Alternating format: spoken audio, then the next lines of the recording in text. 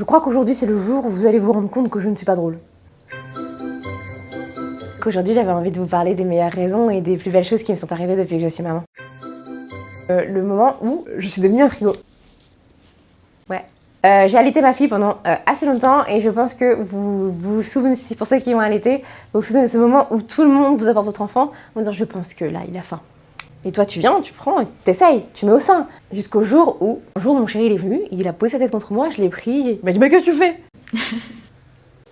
Voilà, c'était gênant. Autre chose que je pense qui ne concerne pas tout le monde, on a tous nos petits travers. Avant de devenir maman, quand j'étais enceinte, je regardais beaucoup de vidéos pour me rassurer. Si, je vous jure, ça me rassurait. Moi, j'ai cette tendance à toujours vouloir regarder ce qui va se passer de pire pour pouvoir ensuite me dire que il y a mieux qui allait arriver. Attendez, là, il y a un t-shirt jaune. Ça aussi, c'est quelque chose depuis que je suis maman. Je laisse le bazar.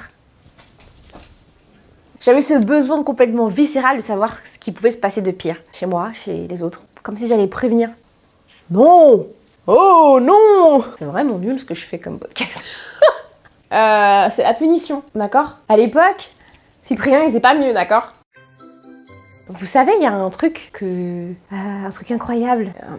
Comment ça s'appelle encore? Cette chose qui faisait que...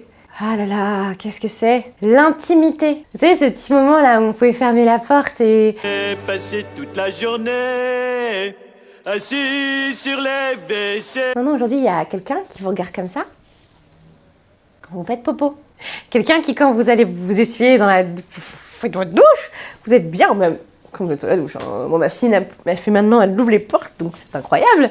Je pense qu'elle prend des notes pour ses copains à la crèche. Alors, ma mère, 200 qui pendouille. Très bien, bon, bah, pas ouf. Hein. De la cellulite. D'accord, on va pouvoir comparer avec les copes. Ok, et avec cette tétine. Moyen. Oh, pas mal ça. Oh, elle a pas été au sport depuis longtemps.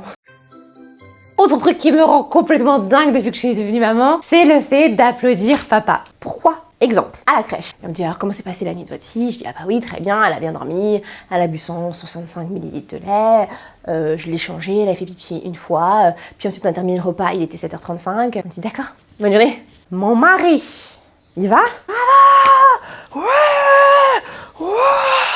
mais c'est qu'il est incroyable! Non!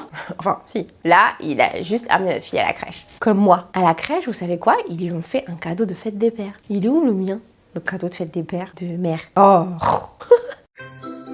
Je sais pas si vous avez développé ça aussi avec vos potes. On traîne avec des mamans parce qu'on sait que c'est chiant d'avoir un bébé qui hurle et qui crie partout et que bah, les autres ils ont la même, donc ils peuvent pas dire oh, on voudrait un peu de silence ici ou oh, ça fait du bruit en fait hein. Mais bref, je sais pas si vous êtes comme ça, mais on forme un petit groupe de parents pédiatres. T'as pris toi le bêta-carotène de la machin de truc? Alors moi j'utilise des couches les plus douces du monde. Même parfois ceux qui n'ont jamais eu d'enfant sont parents pédiatres. Et au final, on finit par tous donner des conseils un peu pourris, mais qu'on va tous se répéter.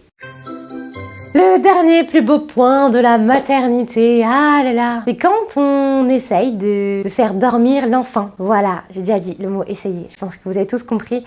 Mais on a tous ce moment en tant que parents où on va sortir comme un voleur, en toute discrétion. Et là, tu vas marcher sur le Wrecky Queen, un casque serré, au fond de cette boîte, et tu vas te retrouver à te recommencer. La deuxième chose, c'est que ton enfant dort paisiblement, posé, t'as juste une main sur lui, parce que t'as suivi les techniques d'endormissement autonome. Les parents, ça vous reconnaissez de quoi je parle. T'as posé ta main, ton enfant dort, commence à ronfler.